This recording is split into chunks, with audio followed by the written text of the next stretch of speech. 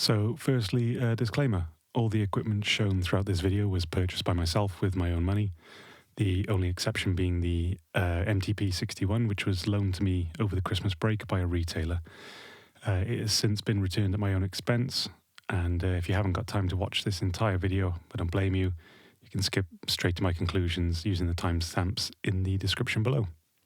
So for a bit of context, I'm a few years into my location sound career, and I'm reviewing these from the point of view of someone making scripted, documentary, commercial type content from a portable sound bag. I don't have a car set up as of 2024, and I'm not looking at these products from a theatre or a live event perspective. So I'm going to be completely skipping certain aspects of the products, such as Dante, use in an MRK16, things like that. So like most people starting off in location sound, I began my venture into radio mics with Sennheiser G4s. The G4 radios were, physically robust. They've got good battery life and they sound decent. But I couldn't live with the sporadic nature of the wireless signal. I would just always be worrying about having a seemingly random signal drop or audio futs during a take. So in situations where dropouts were inevitable, I would combine a G4 with a Tentacle Track E Bodypack recorder. I might make a video on that soon, by the way. So those two products were kind of like my point of reference before upgrading. But anyway, when the time came to upgrade my wireless setup, I chose to do it in small steps due to the high cost of professional wireless. So I chose to upgrade my Sennheiser G4 receivers to an MCR54 receiver because the 54 is compatible with multiple brands of analog wireless transmitters, such as my G4s, due to Commander emulation. So for me, this made Wisycom the obvious upgrade path. I could start upgrading in stages rather than having to blow a ton of money all at once. Using the MCR54 has eliminated the random signal dropouts and audio futzes I was previously experiencing with my G4 transmitters, and I'm now able to use these transmitters with repeatable results, which is great. Out of the box, the MCR54 comes with all the different web antennas you might need, which is great. You do have to be a bit wary when looking at the specs of this product, though.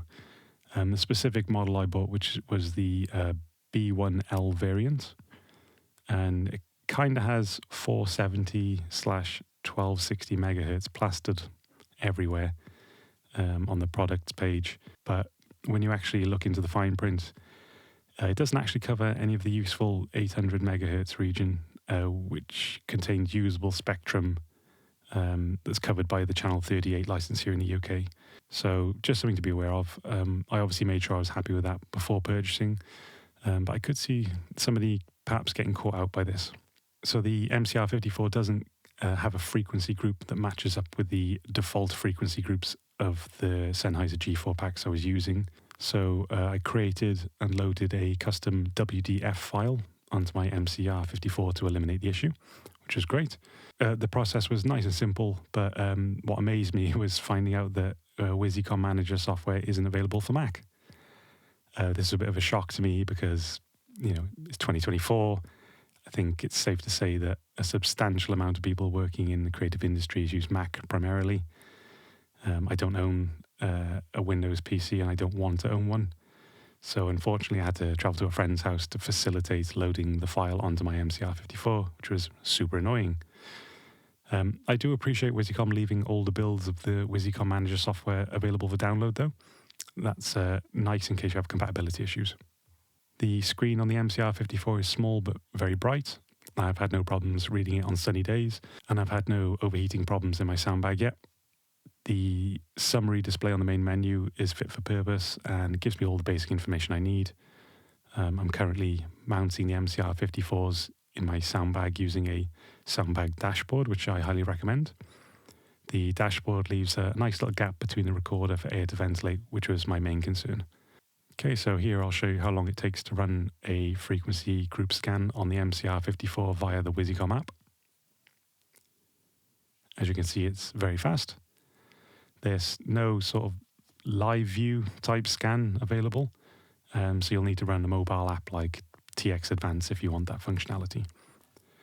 One interesting thing I did notice when doing scans on the Wisycom app is I was actually getting a little RF spray from my MixPre 10.2 field recorder if the whips were in close proximity to the field recorder. So the group scanning on the MCR54 actually revealed this. So what I did was remoted some Betso bow tie antennas on the edge of my bag, and it's greatly reduced that effect. At the moment, I'm running the MCR54 off a Talent Cell power bank with a 12-volt output. The battery, along with a DC to Heroes cable, costs around £70, which I think is a very cost-effective solution. I've got an over 13 hours of battery life with all 4 receiver channels turned on, as well as Bluetooth. And this could possibly even last longer, but I've never needed to go past 13 hours. So my review on the MCR54 is pretty brief, mainly because I don't really have any complaints other than needing to use Windows to run the Wisycom Manager software. I think the price is quite reasonable for what you get. The reception is good, it's not too power hungry, and the Bluetooth function works well in tandem with the Wisycom app. There's nothing about the MCR54 which I've really found annoying or prohibiting.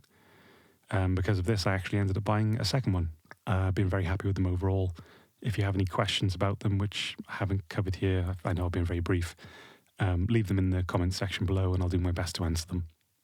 So after getting accustomed to the MCR54 in my bag setup, I decided after a while that I would buy some Wisycom MTP60 transmitters.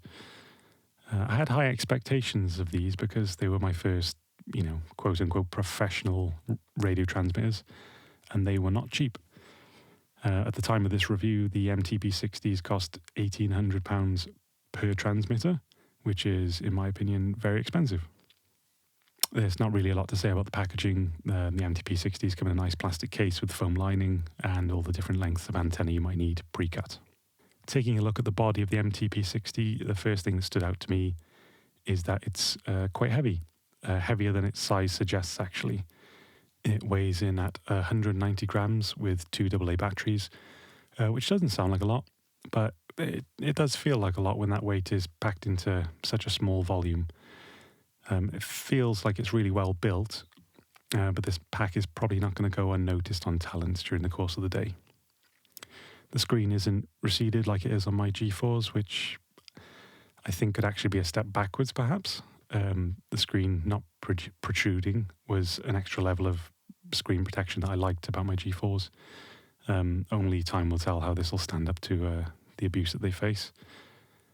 The buttons on the MTP60 feel mushy, not very tactile. There's barely any click feedback when you press the buttons.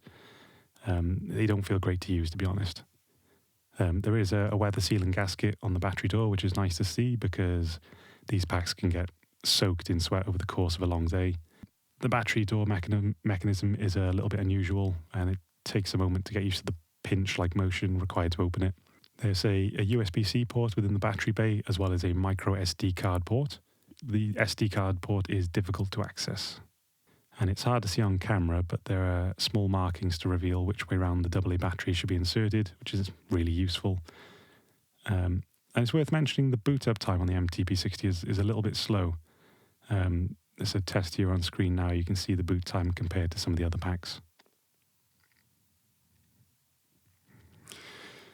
So the first thing I did when I got my hands on these transmitters, got them out the box, was I did a range test. I compared the MTP60 directly to my old Sennheiser G4s, both going into the MCR54 receiver.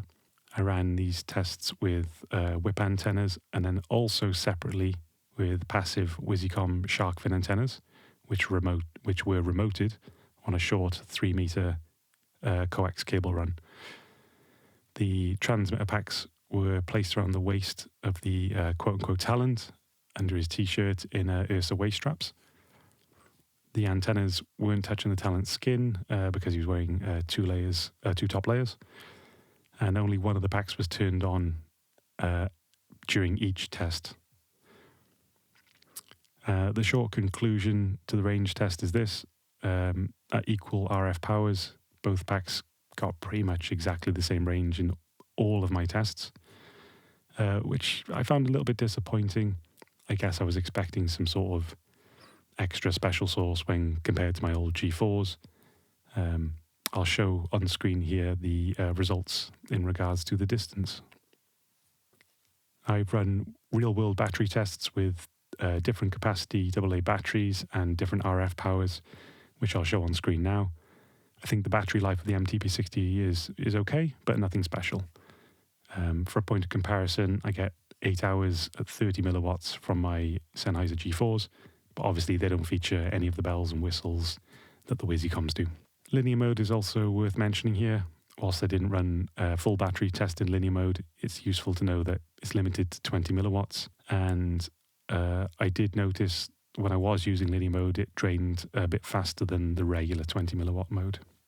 So one of the main reasons I bought the MTP60s was to use them as recording devices. It's brilliant to have a 32-bit float recorder built in with timecode synchronization available. Up until the purchase of the MTP60s, I'd been using, as I previously mentioned, a Tentacle Track E as my main Bodypack recorder. So I'll kind of be using that as a reference point. I understand it's not a fair comparison, but it's the only point of comparison that I've personally got. Whilst the recording function of the MTP60 works well, there's a few major annoyances for me in this area. First of all, the MTP60 doesn't ship with a micro SD card, which I find incredibly stingy considering the asking price of the unit. This is especially bad when you compare it to the Track E, which costs, I think, £230 and comes with a 16GB card to get you going. So, yeah, that was a bit disappointing. The biggest annoyance for me, though, is not being able to transfer recorded files out of the MTP60 using the USB-C port. I actually couldn't believe this when I first used the unit. To transfer the files off, you have to remove each pack's micro SD card individually. And due to the awkward placement of the micro SD card slot, it's just a bit of a pain. It requires like a little tool to get the SD card out. You'll also need a micro SD card adapter to transfer the files. So that's 2 extra things you need to carry around with you, which I find really annoying.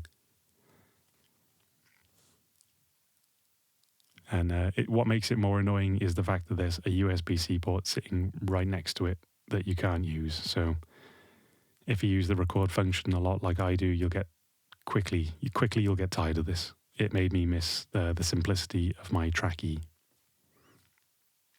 In terms of connectivity, the MTP60 features a USB-C port, like I just mentioned, which is used for software updates. It cannot be used to charge the batteries or transfer files, as I've already stated, and I find bizarre. It also features Bluetooth connectivity, which facilitates remote control via the Wisycom app, which I'll cover a little bit later. There's no way of transferring recorded files to a mobile via Bluetooth, which would have been nice to see. It's also worth noting that there's no way of live monitoring or playing back recorded files via Bluetooth. And there's also no 3.5mm output on the MTP60 to monitor from either. All 3 of these functions are available on my Track E, and it's a real shame that some of them are missing here on this, much more expensive device. These features can be really useful. They can help minimize your setup when traveling light or trying to film covertly. So in terms of timecode, you can sync timecode via the cable, or if you're running the latest firmware, you can sync timecode wirelessly via a Tentacle sync box, which is incredibly useful and works really well. It's fast to sync with the Tentacle, and the function is even accessible from the main menu of the MTP60 using a shortcut. The only thing which I can really think to improve is if they, when you jumped into that shortcut menu, you didn't have to scroll down to the button jam. It would be nice if it just defaulted to that button. But I'm probably nitpicking at this point. Really happy with that function. You do have to sync every transmitter individually, though. You can't sync one MTP60 and then batch sync the rest using the app or anything like that. It's a bit of a shame, and something I'd really like to see in the future.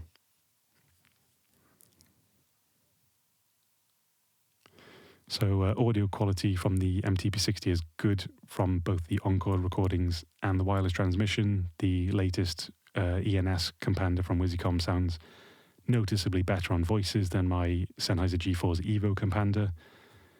But of course, both still fare quite poorly on the dreaded key test. I've made a bunch of audio comparisons for you here to compare. Okay, now we're going to do an audio test or a comparison of the MTP60 and the Sennheiser G4. Got mic'd up with both packs. Got the MTP60, the black softy here, and the G4, the white softy here. I've tried to get them as close as I can to each other. Equal distances, try to gain match them as close as I can by ear. And I'm also recording on board with the Wisycoms, so we can compare that as well. So I'll read a paragraph now and then you can compare. The veneerable MKH416 is a compact pressure gradient microphone with a short interference tube. It's highly immune to humidity due to its RF condenser design, featuring high directivity, low self-noise, high consonant articulation and feedback rejection. The MKH416 can handle different exterior filming and reporting conditions without any difficulty. The veneerable MKH416 is a compact pressure gradient microphone with a short interference tube. It's highly immune to humidity due to its RF condenser design, featuring high directivity, low self-noise, high consonant articulation and feedback rejection. The MKH416 can handle different exterior filming and reporting conditions without any difficulty. The veneerable MKH416 is a compact pressure gradient microphone with a short interference tube. It's highly immune to humidity due to its RF condenser design, featuring high directivity, low self-noise, high consonant articulation and feedback rejection. The MKH416 can handle different exterior filming and reporting conditions without any difficulty.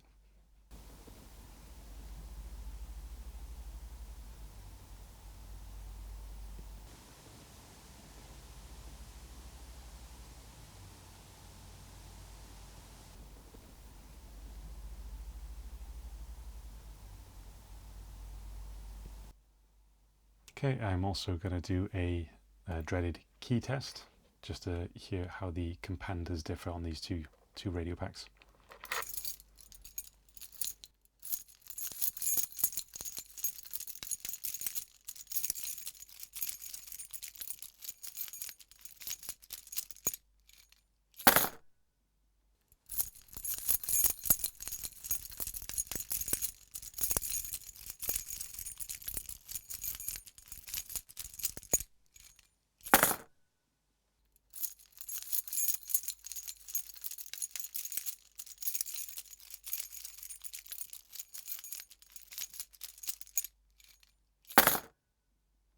And now I'm going to do a limiter test just to see how the limiter sounds on each, just by clapping my hands.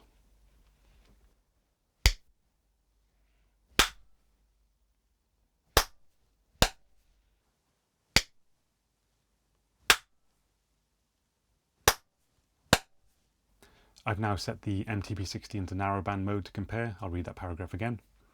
The veneerable MKH416 is a compact pressure gradient microphone with a short interference tube, and it's highly immune to humidity due to its RF condenser design, featuring high directivity, low self-noise, high consonant articulation and feedback rejection. The MKH416 can handle difficult exterior filming and reporting conditions without any difficulty. The veneerable MKH416 is a compact pressure gradient microphone with a short interference tube, and it's highly immune to humidity due to its RF condenser design, featuring high directivity, low self-noise, high consonant articulation and feedback rejection. The MKH416 can handle difficult exterior filming and reporting conditions without any difficulty. I'll do the key test again in narrowband mode, why not?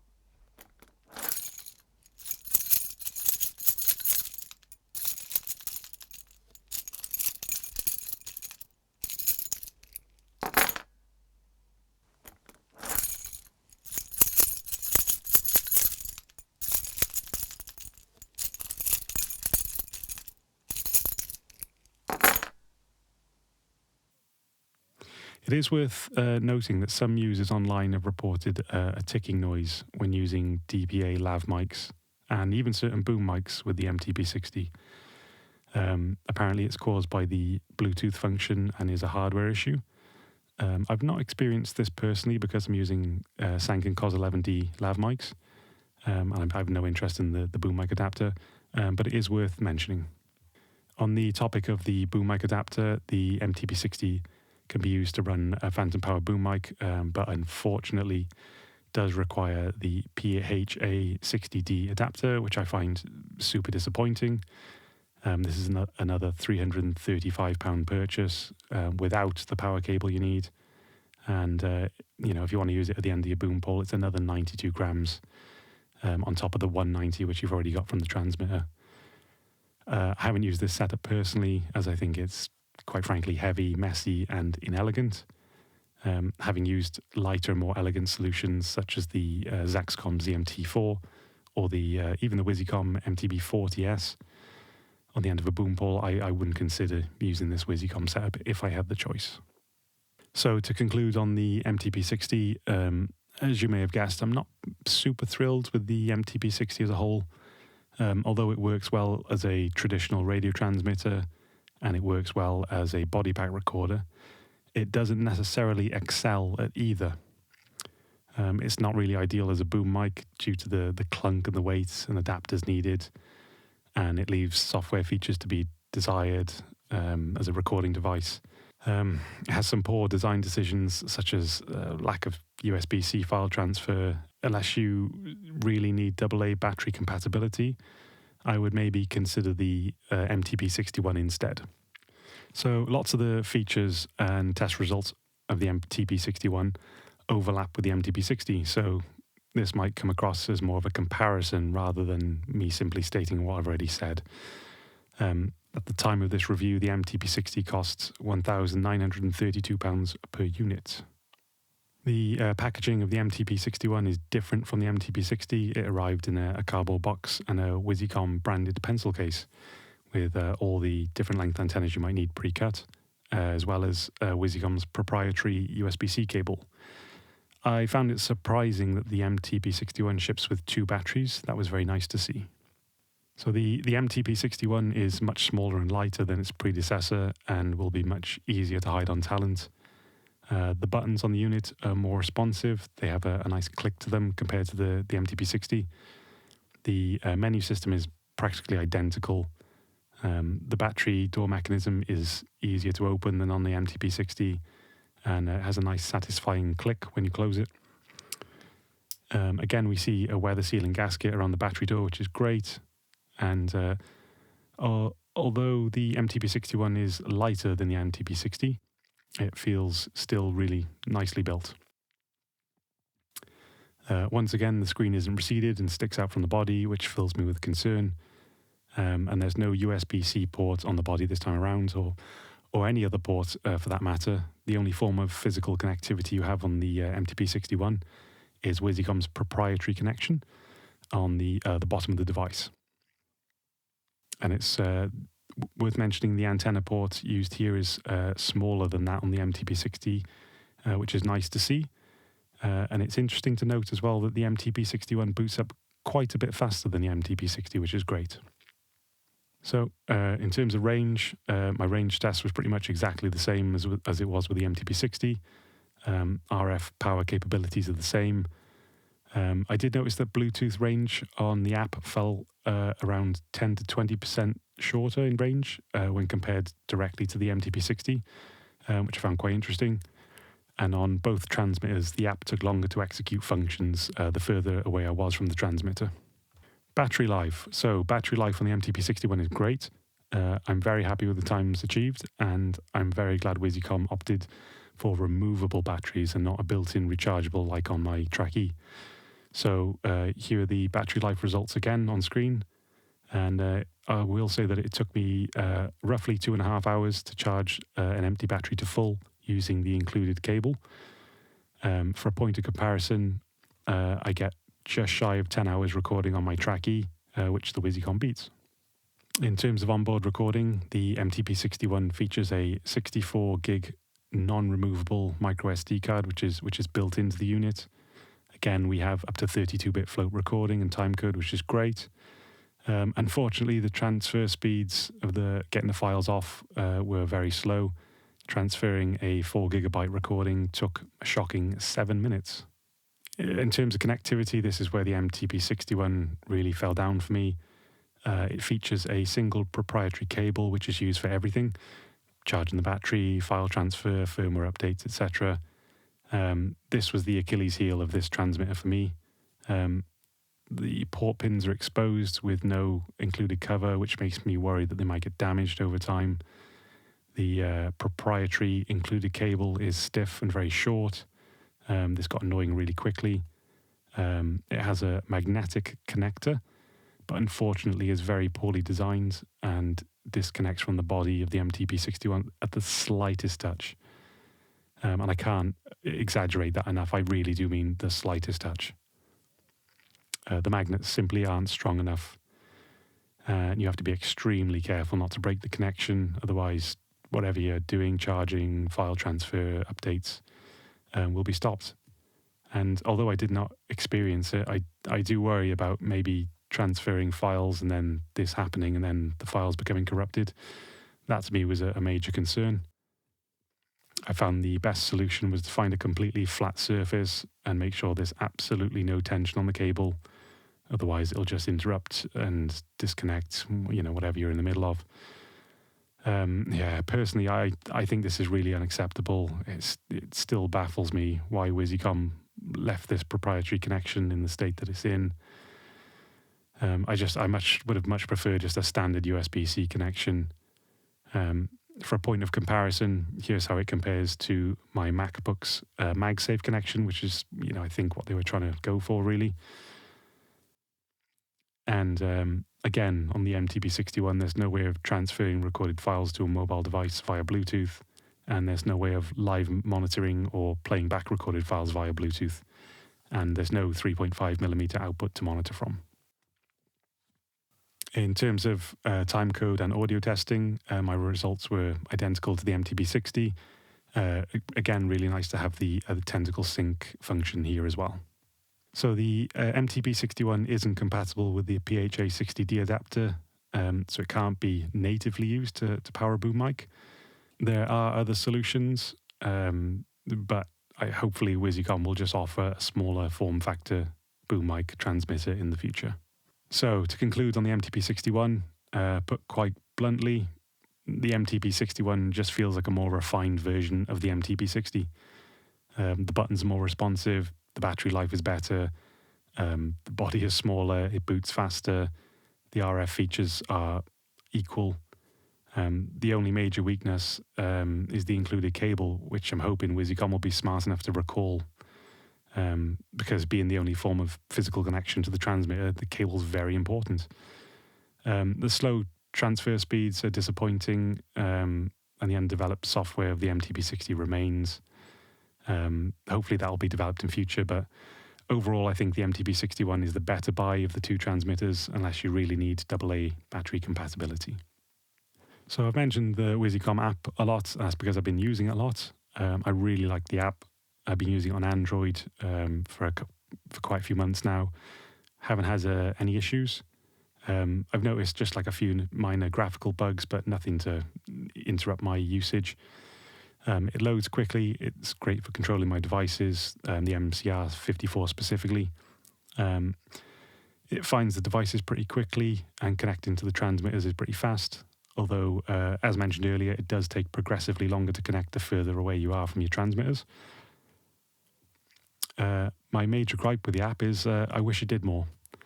For example, I can do a group scan on the MCR54 and assign all my frequencies super quick, but there's no way of batch assigning these frequencies to my transmitters.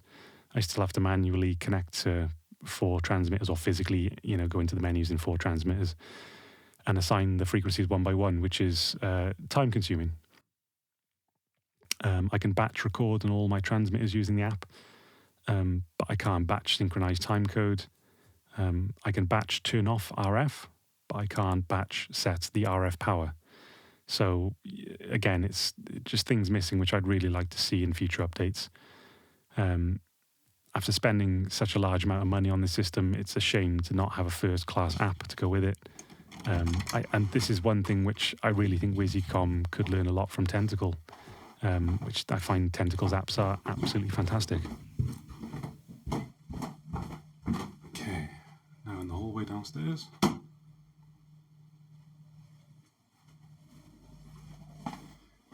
Into the kitchen below.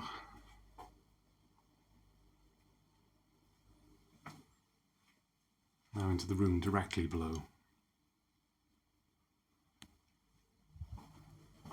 Seems good so far.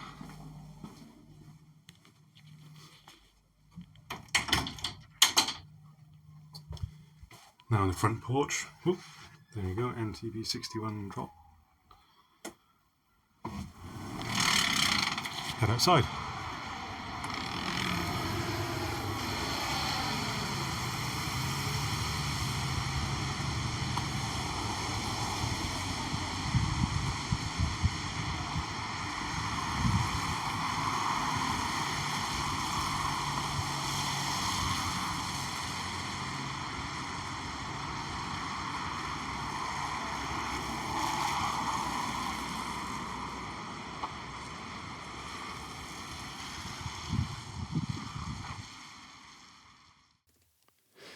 I wasn't really sure whether to put this last section in here, but I will.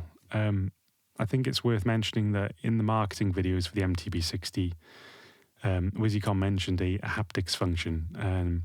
I think the idea behind this function was to perhaps cue actors with a vibration, or to remind actors that they're still wearing their packs before they leave set hastily at the end of the day. As far as I can see, this function is nowhere to be seen or found on the hardware or the app, which I find very strange. It's not often you see a company advertising features that don't exist and nobody is questioning it. I just found it very strange. If anyone does know anything about this, please leave a comment below. That would be super helpful. And as a bit of a follow-up to this, I contacted Wisycom via email a few months ago to inquire about the feature, along with a few other queries like USB-C file transfer, etc. But I never received a response, which was disappointing. So I reached out to a member of the Wisycom team on social media regarding USB-C transfer on the MTP60, but I wasn't met with a genuine response. I was just simply passed on to support again, which really annoyed me. Customer communication is easier than ever in 2024, and there's no excuses for this, really. It's an area which I'd like to see Wisycom improve going forwards.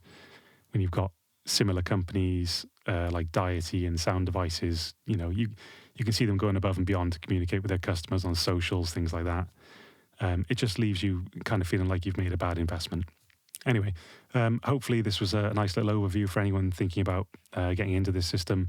If you've got any questions, queries or concerns, just leave a comment below and I'll get back to you as soon as I can. Thanks.